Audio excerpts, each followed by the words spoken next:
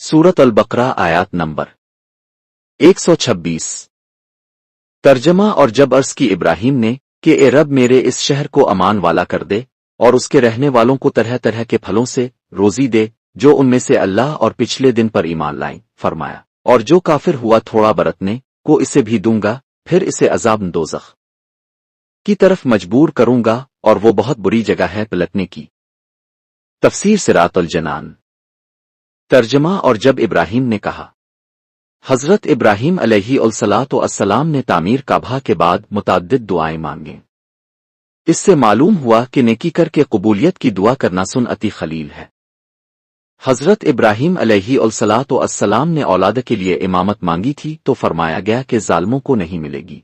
इसलिए हजरत इब्राहिम अलैहिस्सलाम ने बाद में जब ये दुआ की तो इसमें मोमिनीन को खास फरमाया कि मोमिनों को रिस्क दे, और यही अदब का तकाजा था।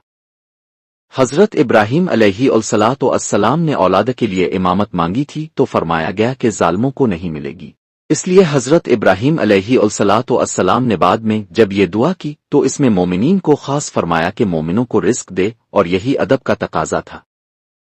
अल्लाह ताला ने करम किया, दुआ कबूल फरमाई और इरशाद फरमाया कि रिस्क सबको दिया जाएगा, मोमिन को भी और काफिर को भी, लेकिन काफिर का रिस्क थोड़ा है, यानी सिर्फ दुनियावी जिंदगी में इसे मिलेगा।